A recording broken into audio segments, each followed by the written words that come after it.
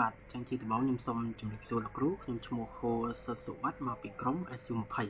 ចឹងថ្ងៃនេះខ្ញុំនឹងមកធ្វើការ record វីដេអូបង្ហាញអំពីការងារទី2ឬក៏ហៅបានថា lab ទី2ដែលមានអំពីការ configuration ទៅលើ instance របស់ Switch EC2 នៅក្នុង AWS ហើយនឹងការ hosting ទៅលើបច្ចេក Laravel ចឹងនៅក្នុង AWS ខ្ញុំបានបង្កើតនៅ instance EC2 2ដែលទី1ខ្ញុំបានដាក់ឈ្មោះថា Switch instance ហើយនឹងទី2គឺ Switch DB server ដែលសម្រាប់ទុក database ចឹងនេះគឺជា instance ដែលខ្ញុំបង្កើតនៅក្នុង Switch EC2 បន្ទាប់មកនៅក្នុង security group ក៏ខ្ញុំបាននេះខ្ញុំចុចលើវាមកនេះខ្ញុំបានបង្កើតនៅ allow នៅ SH HTTP ហើយនឹងបានដាក់ឲ្យវាជាដើម port rank និង protocol បាទអញ្ចឹងដោយសារlab មួយនេះខ្ញុំបានធ្វើការ configuration ហើយនេះគឺជាលទ្ធផលហើយនេះគឺជាខ្ញុំប្រើប្រាស់ទៅលើ PowerShell របស់ Windows ដើម្បី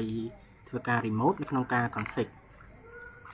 ចឹងនេះគឺជាការ configuration របស់ខ្ញុំអញ្ចឹងដោយសារខ្ញុំខ្លាច record ទៅ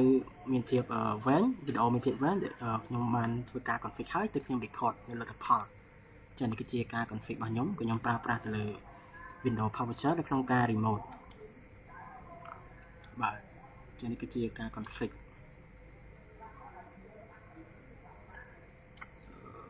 គ្រូបាទនេះគឺជាការ config របស់ខ្ញុំបាទអញ្ចឹងហ្នឹងវាជាការ config របស់ខ្ញុំដែលខ្ញុំប្រើប្រាស់ PowerShell Ubuntu ក្នុងការ remote ហើយធ្វើការ config វាមានច្រើនលោកគ្រូអញ្ចឹងដោយសារខ្ញុំខ្លាចវីដេអូវែងទើបខ្ញុំអត់បាន record ហើយដោយសារពេលធ្វើហ្នឹងខ្ញុំជួបបញ្ហាច្រើនទៅតែការ fix ធ្វើការដែរគ្រូអញ្ចឹងខ្ញុំអត់ខ្លាច record ទៅវែងពេកបាទអញ្ចឹងនេះគឺជាការ config របស់ខ្ញុំតម្រូវចូលទៅក្នុងនេះវិញអញ្ចឹង AWS របស់ខ្ញុំមិញខ្ញុំបាន allow security group វានេះបាន allow ទៅលើ security group របស់ instance របស់ខ្ញុំហ្នឹងដែលមានមួយទៅជា instance 2ដែលសម្រាប់ instance ហើយនិងសម្រាប់ DB server អញ្ចឹងតិចទៀតខ្ញុំចូល test ឲ្យមើលអញ្ចឹងខ្ញុំសូមចូលទៅកាន់ browser ដើម្បី test ទៅលើបាទអញ្ចឹងចូល browser មក test ទៅរបស់ខ្ញុំអញ្ចឹងមិញនេះខ្ញុំចេះទៅតាមខ្ញុំប្រើប្រាស់ទៅលើសម្រាប់ instance នេះដើម្បី hosting ទៅលើ Laravel បច្ចេករបស់ខ្ញុំអញ្ចឹងនេះគឺ IP មួយនេះ HTTP នេះបាទអញ្ចឹងខ្ញុំគ្រាន់ copy វាមកខ្ញុំចូលទៅកាន់អាចផាសចូលបានចុចមករបស់ខ្ញុំដោយសារខ្ញុំចង់ឲ្យវា secure ខ្ញុំប្រើប្រាស់ទៅលើ X នេះមួយនេះបាទអញ្ចឹងនេះគឺរបស់ខ្ញុំដែលជា Laravel បច្ចេករបស់ខ្ញុំដែលខ្ញុំប្រើប្រាស់ទៅលើ EC2 service នៅក្នុង AWS ក្នុងការ host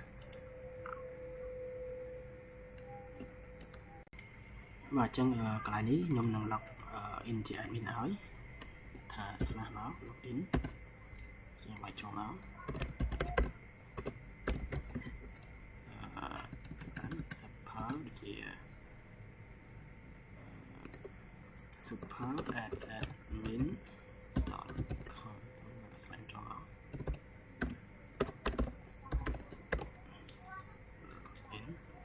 បាទអញ្ចឹងខ្ញុំចូលមកហើយនេះគឺជា